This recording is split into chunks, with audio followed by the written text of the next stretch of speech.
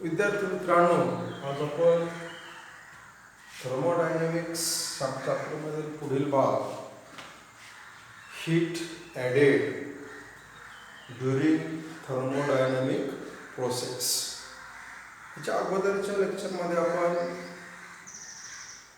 Work done during the thermodynamic process. Thermodynamic process म्हणजे की एखादी सिस्टीम इनिशियल स्टेट वरून फायनल स्टेटमध्ये जाते, त्या प्रोसेसला आपण थर्मोडायनॅमिक प्रोसेस असं म्हणतो.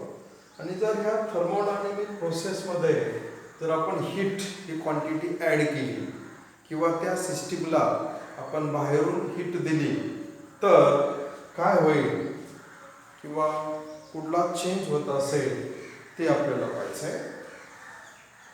The thermodynamic state of the system is changed due to added some amount of heat. जर आपण एखाद्या सिस्टीमला हीट ॲड केली किंवा त्याला आपण हीट दिली, उष्णता दिली, then the thermodynamic state, आता आपण अगोदर पाहिलेले थर्मोडायनॅमिक स्टेट आपण तीन विचारात घेतले, इनिशियल, फायनल आणि त्या दोघांच्या मधली इंटरमिडिएट, अशा तीन प्रकारच्या किंवा अनेक स्टेट असते आहेत. हे स्टेट चेंज होतात कधी जर आपण त्या सिस्टीमला बाहेरून उष्णता दिली किंवा हीट त्याच्यामध्ये ॲड केली तर ही थर्मोडायनॅमिक स्टेट आहे ती चेंज होते. कधी? When we added heat. Now we consider the example of ideal gas. आपण समोर जे फिगर आपण काढलेली, फिगर ए आणि फिगर बी, याच्यामध्ये आपण काय कन्सिडर केलंय की consider a ideal gas enclosed in cylinder. Figure A मध्ये तुम्हाला दिसतंय का? त्या ठिकाणी सिलेंडर आहे. We consider the ideal gas enclosed in cylinder and the movable weightless piston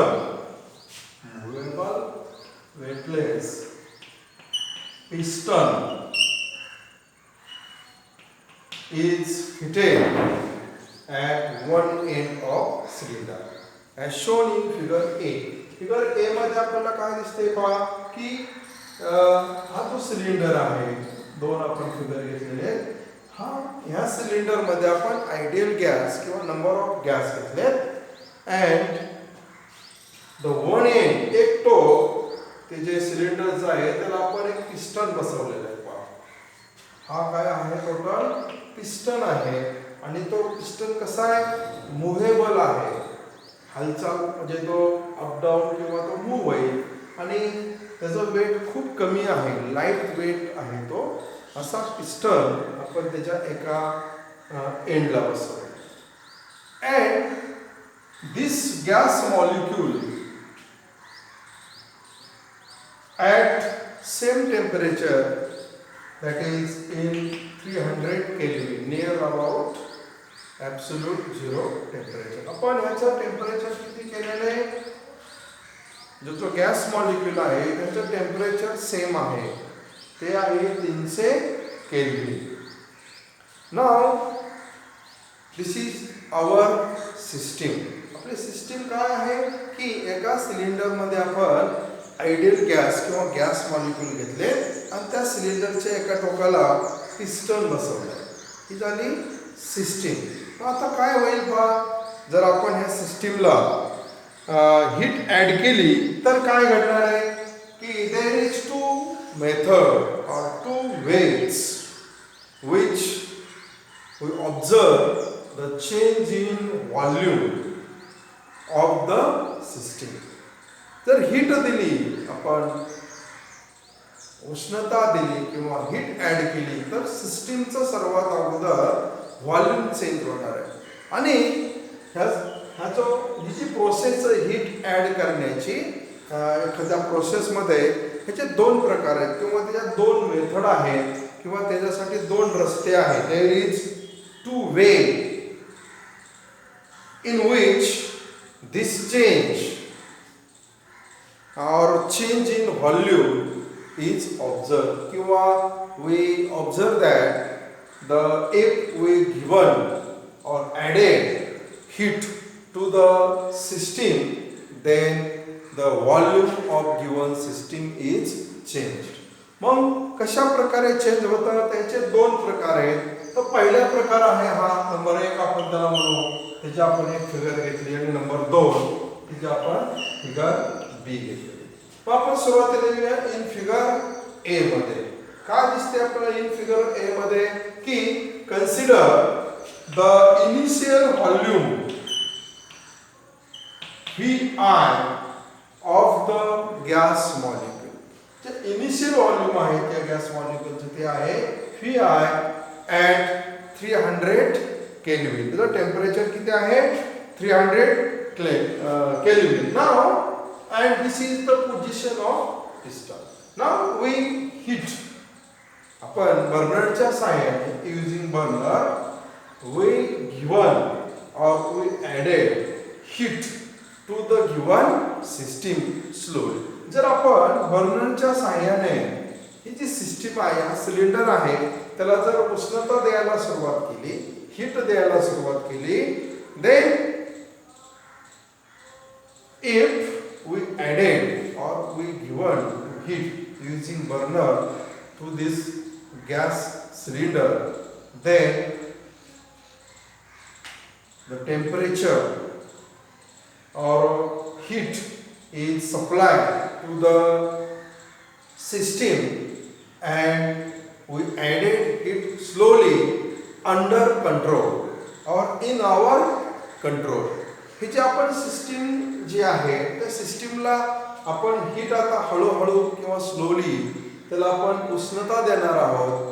त्यामुळं ही जी सिस्टीम असणार आहे ती आपल्या कंट्रोलमध्ये असणार आहे, अंडर कंट्रोल असणार आहे.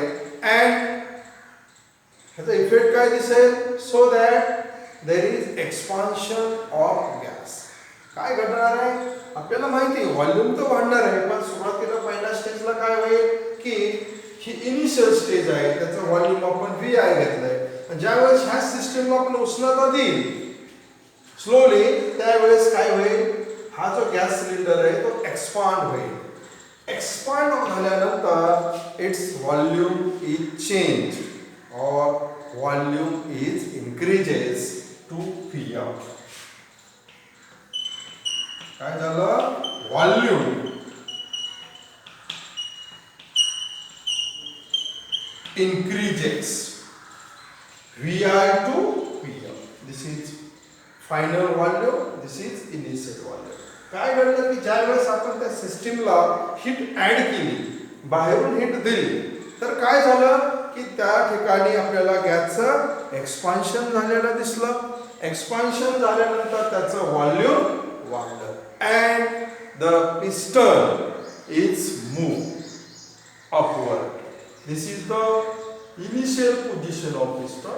ही पोझिशन की ज्यावेळेस आपण त्याला बाहेरून हीट दिलेली नाही, दोघांचं टेम्परेचर 300 केल्विन आहे.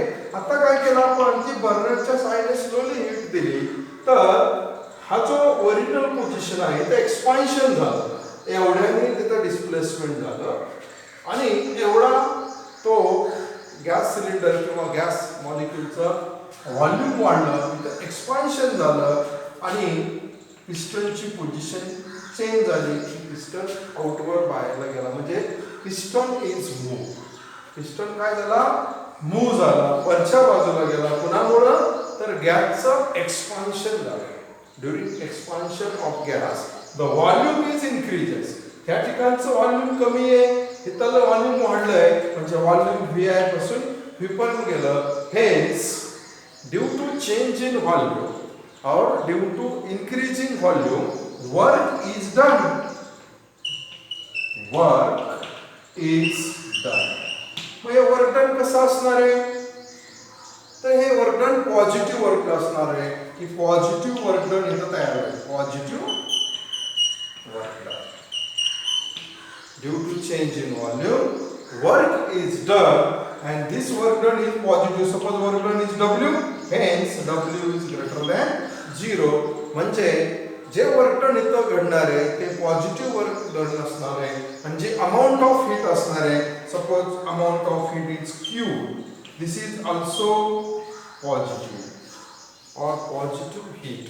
कारण या ठिकाणी काय करते की सिस्टीमला आपण हीट प्रोव्हाइड केलेली, सिस्टीमला आपण हीट दिलेली, त्यामुळे ही पॉझिटिव्ह हीट असणार आहे. आणि दिस हीट आपण Q अक्षराने दाखवतो. म्हणजे जी पहिला वे आहे, पहिली सिस्टीम असणार आहे नंबर 1 की जर ह्या सिस्टीमला आपण हीट ॲड केली तर या ठिकाणी व्हॉल्यूम वाढतं, पिस्टनची मूवमेंट होते, इथं एक्सपान्शन घडून येतं आणि there is formation of positive work done and positive heat. और this process is the isothermal process. या ठिकाणी जे व्हॉल्यूम इन्क्रीज होतं, वर्क डन घडतं, this process is isothermal process. This process is isothermal process because its temperature remain constant. म्हणजे या ठिकाणी gas expand होतो परंतु टेम्परेचर कॉन्स्टंट राहतं त्या सिस्टीमचं. म्हणजे इथं हीट दिलं टेम्परेचर तेच आहे, इकडे सुद्धा टेम्परेचर तेच आहे. गॅस एक्सपांड होतो, व्हॉल्यूम वाढतं, but at constant temperature. Hence this process is isothermal process. Isothermally काय होतं, तिथं एक्सपान्शन होतं, व्हॉल्यूम वाढतं आणि पॉझिटिव्ह वर्क डन होतं. हा हे झाला. This is first way to change in volume. Now we consider the second way in figure B. We consider in figure B there is also a gas cylinder, but we make two compartment. आपण काय केले तर दोन compartment तयार केले. The first compartment is X, second compartment is Y. काय केलं आपण, तो जो गॅस सिलेंडर आहे, गॅस मॉलिक्यूल आहे, त्याचे समान असे दोन कंपार्टमेंट केले. And the first compartment, that is Y, whose volume VI dash, this is empty. This compartment is empty or contain vacuum or air. काय केलं, हा जो पहिला कंपार्टमेंट, सॉरी एअर नाही, व्हॅक्यूम और एम्प्टी. जो पहिला कंपार्टमेंट आहे Y compartment, whose volume VI dash, this compartment is empty, and second compartment X contain gas molecules or ideal gas molecules. दोन कंपार्टमेंट केले आपण आणि पहिला कंपार्टमेंट Y असेल किंवा दुसरं X असेल किंवा पहिला कंपार्टमेंट X असेल दुसरं कंपार्टमेंट Y असेल. X कंपार्टमेंटचं व्हॉल्यूम आपण घेऊया VI. The volume of X compartment is VI and volume of Y compartment is VI dash. The X compartment contain number of gas molecules and Y compartment is totally empty or contain vacuum. And this system or cylinder is insulated by insulating material. काय केलं हा आपण, त्याला एका chamber मध्ये ठेवलेला आहे, insulated केलेला आहे, म्हणजे आयसोलेटेड केलेला आहे की ह्या सिस्टीमचं आणि ह्याच्या बाजूला असणारं सराउंडिंग आहे ह्याचा काही संबंध येणार नाही, अशी सिस्टीम आपण केलेली. फिगर ए मध्ये आपण तसं काय केलं नाही का, आपण सराउंडिंग कडून त्याला बर्नरच्या सहाय्याने उष्णता दिलेली. परंतु ही जी सिस्टीम आपण आता ठेवलेली ती एका चेंबर मध्ये किंवा एका आयसोलेशन मध्ये ठेवलेली की आतली सिस्टीम आणि बाहेरचं एन्व्हायरमेंट ह्याचा काही संबंध नाही. इन्सुलेशन आपण त्या अशा प्रकारे त्याला केलेलं आहे. Now after there is two compartment. One compartment is empty, that is X compartment, whose volume VI dash. The another component X contain number of gas molecule and whose volume VI. Now the compartment slowly break. After some time the partition is broken. या दोन compartment मध्ये जे partition आहे, compartment आहे, ते हळूहळू काय होतं, तुटून जातं, broken. And the gas is moved to empty compartment and the volume of X compartment is increases. काय होईल की जरा वेळाने काय घडतं, हे जे कंपार्टमेंट आपण दोन सेपरेट केले, एकामध्ये गॅस ठेवलाय, दुसऱ्यामध्ये एम्प्टी आहे, हे कंपार्टमेंट तुटलं जातं आणि ह्या 2 नंबर फिगर मध्ये दाखवलंय आपण पहा की हे दोन्ही कंपार्टमेंट एकच होतात. And the volume is increases. किती वाढतं, ते दोन्ही कंपार्टमेंटचे जे व्हॉल्यूम आहे त्यांची बेरीज होते. That is VI plus VI dash and we say that this volume is suppose VM.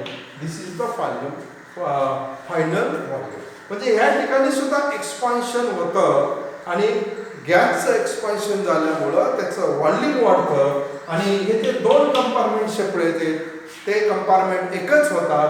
ह्या कंपार्टमेंटमध्ये गॅस त्या कंपार्टमेंटमध्ये जातात आणि अशा प्रकारे तिचे पार्टिशन आहे X आणि Y मधलं, ते तुटतं, ब्रोकन होतं किंवा ते नाहीसं होतं आणि दोन्ही व्हॉल्यूमची बेरीज होते. पर्यायी काय होतं, व्हॉल्यूम वाढतं आणि ते किती वाढतं, VF एवढं ते व्हॉल्यूम या ठिकाणी इन्क्रीज होतं. ह्या केसमध्ये काय झालं की there is no transformation of heat. ह्या केसमध्ये हीटचं ट्रान्सफॉर्मेशन झालं, पण ह्या ठिकाणी no transformation of heat, hence no work is done. या ठिकाणी वर्क डन घडत नाही, hence W is equal to 0. There is no work done and no exchange of heat. कारण की त्या सिस्टीमचा आणि सराउंडिंगचा काही संबंध येत नाही इन्सुलेशन असल्यामुळं. त्यामुळे ह्या केसमध्ये व्हॉल्यूम वाढणार आहे, एक्सपान्शन होणार आहे, परंतु वर्क डन घडणार नाही. का, there is no piston, there is no movement of piston. इथं डिस्प्लेसमेंट नाही झालेली, तिथं पिस्टन बसवलेला नाहीये. पिस्टन नसल्यामुळे ते पिस्टनची हालचाल होणार नाही. पिस्टनची हालचाल म्हणजे एक्सपान्शन आणि कॉम्प्रेशन होणार नाही, त्यामुळं वर्क डन घडणार नाही. म्हणजे there is no work done and there is no heat. म्हणजे W इज इक्वल टू 0 आणि Q is equal to 0, but there is expansion of volume और there is change in volume. म्हणजे अशा प्रकारचे दोन प्रकार आपण पाहिले की एका प्रकारामध्ये व्हॉल्यूम चेंज होत आहे, एक्सपान्शन होत आहे, पण there is exchange of heat. ह्या प्रकारामध्ये काय होतं, there is exchange of heat and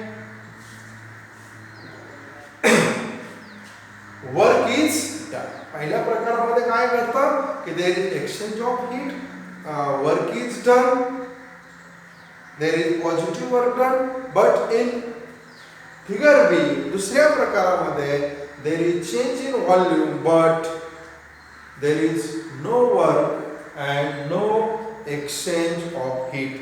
that is the exchange of heat or heat transformation is depends upon path of thermodynamic process. की थर्मोडायनामिक प्रोसेसचा पाथ कसा असणार आहे, ह्याच्या अगोदरच्या लेक्चरमध्ये पाहिलं आपण पाथ कसा असतो. आपण डायग्राम काढली होती, एक डायग्राम, एक पहिला कर्व, दुसरा कर्व, तिसरा कर्व. हा कर्व चेंज झाला, पाथ चेंज झाला तर वर्क डन चेंज व्हायचं. त्याचप्रमाणे ह्या लेक्चरचं कन्क्लुजन आपण थोडक्यात काय काढेल, ह्या दोन्ही प्रोसेसवरून की पहिल्या प्रकारामध्ये there is exchange of heat, work is done और वॉल्यूम इज चेंज.